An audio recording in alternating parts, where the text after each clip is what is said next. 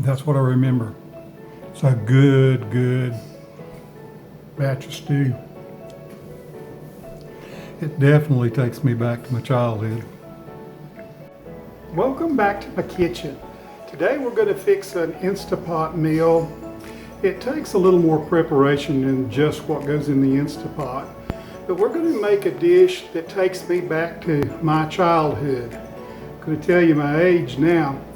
About 59 or 60 years ago, when I was about 6, maybe 6.5, we went to visit my big mama and big daddy sitting down in Southwest Georgia. We didn't get to go down there a lot simply because it cost a lot of money for the gas, the time, and taking off to go. So we would run down there for maybe a 3-day weekend. I remember once going and we got down there and it was in the middle of the summer and they were having a celebration, not at Big Mama and Big Daddy's house, but one of my great uncle's house. And my dad was real excited about it, and I had no idea what we were going to be doing.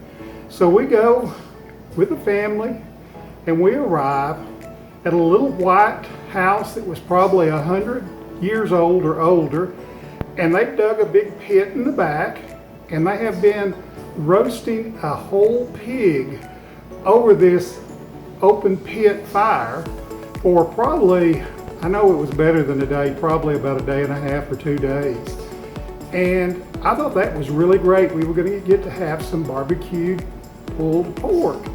But that wasn't all we had. The thing that I really liked the best is something I'd never heard of, Brunswick stew. And Brunswick stew is cooked in a cauldron. I'm talking about one of these really great big iron pots. And it's cooked for 24 to 48 hours. And the taste of that stuff is just unbelievable. It is truly a Southern dish. I looked it up, and the first reference of anyone fixing Brunswick stew in Georgia was in Brunswick County. That's where it got its name. And that would have been about 1828. So it goes back quite a ways, way before the Civil War.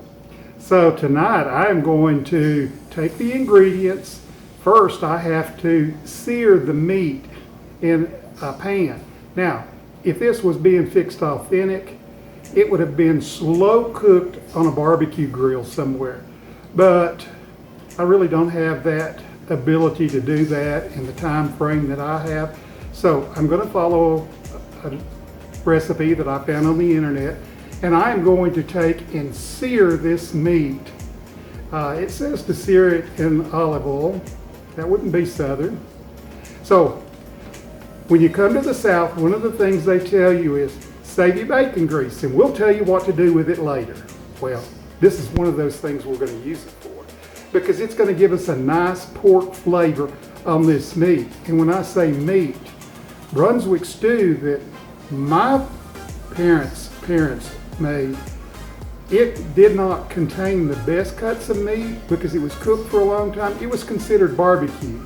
And if you look up the word barbecue, that simply means to cook over a long period of time. So I'm going to take the bacon grease and I'm going to cook up the beef, the pork, and the chicken. Yeah, it has several ingredients in it along with the vegetables. Now let me show you those vegetables. All right, we have our vegetables laid out here. We have some frozen green peas, and that is, of course, frozen lima beans. That is a must. In the South, when we'd go to Big Mama and Big Daddy's, they raised lots and lots of butter beans, which of course are lima beans. And you would have those in place of green beans. It's a little different in Tennessee and Georgia. And of course, I have some frozen corn, some chopped fresh celery, chopped fresh onion, chopped fresh carrot. That is 28 ounces of diced tomatoes. Unfortunately, they didn't come from my garden either. I have 2 tablespoons of brown sugar. We'll be using a little bit of the Himalayan sea salt, and I have a tablespoon of Worcestershire sauce. Now for the meats, this should have been a ham hock. I don't have a ham hock, But I do have some of that ham that I chop up and vacuum seal in individual bags. So we're going to use some ham. That is chicken thighs. Typically they would have used the legs, the backs, things that were saved just to put in something like this stew. And of course, that is sirloin tip roast. They would not have used that, but I've cut that in pieces. So let me get this in the skillet and get it fried up, and what we're really wanting to do is sear it. And I just realized I didn't include the potatoes. Those are rather small potatoes, but I have washed them. There's a few little spots I'll cut off of them. I'm not even going to peel them. I'm just going to cube them up in chunks and put those in our Brunswick stew as well. And the recipe did call for those. Yes, you can tell someone is a true Southerner if they take and have a jar in the refrigerator, and most people in the old days didn't even refrigerate it, but when you fry your bacon, you pour up all your grease and set it aside. Okay, I've got out a rather large skillet, and it's too bad we don't have smell-o-vision, as they say. I don't know if you've ever been camping, but one of the things we did a lot of when I was a child was go over to the lake and camp for the weekend. Like there's been a big pan of bacon frying next to an open fire. And it's smoking, it's definitely hot. Okay, my ham's already been baked, so let's just cook to pieces so I don't need to sear it. But I've got the chicken and the beef in here. That's a very hot skillet. It's smoking. I'll probably make the house very smoky, but I don't want to turn on that fan. You won't hear a thing I'm doing if I do that. So what I'm trying to do is get this good and brown before I put it over in my pan.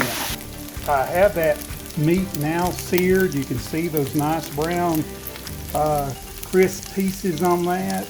That's actually going to add a ton of flavor to our stew. If we'd have just put the meat there in the Instapot without browning it like this first, it would not have had near as much flavor as what the browning on the meat's going to give this stew. Okay, I've got our ham added in the bottom of our pan that fits inside the Instapot. To this, I'm going to add our 28 ounces of tomatoes. Next, I'm going to throw one medium chopped onion, and I have 2 medium chopped carrots. I have 2 stalks of fresh chopped celery there. To that, I'm going to add about a cup of frozen niblet style corn.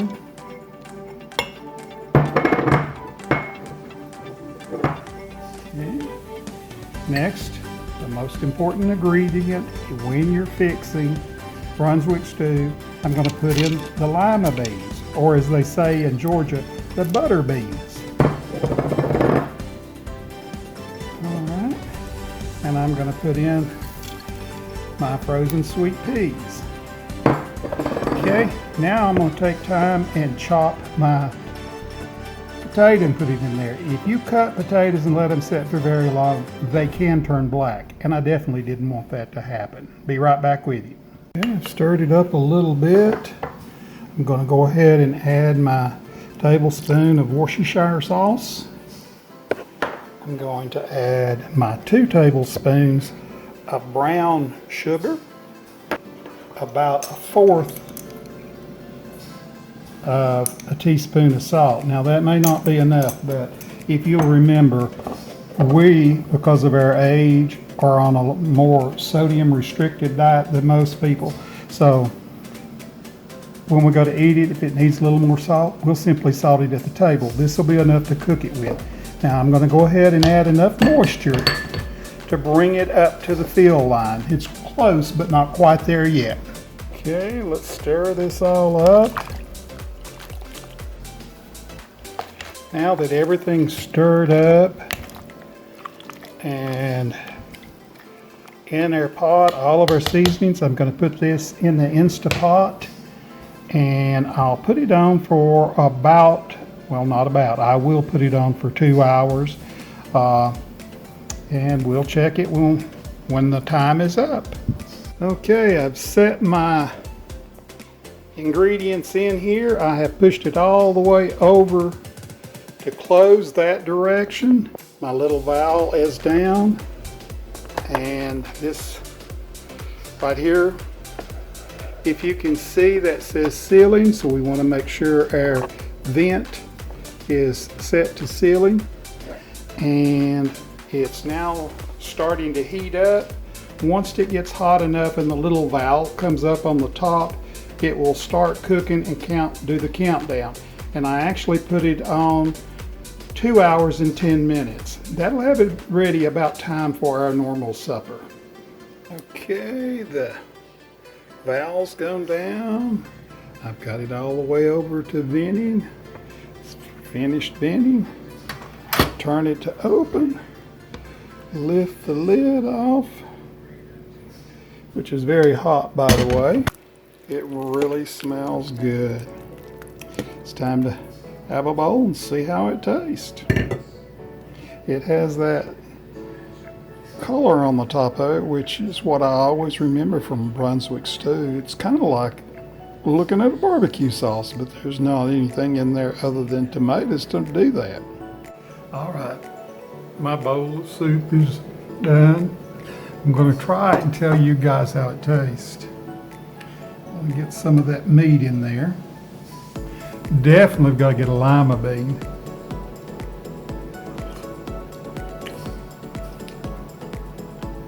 That's what I remember. It's a good batch of stew. It definitely takes me back to my childhood.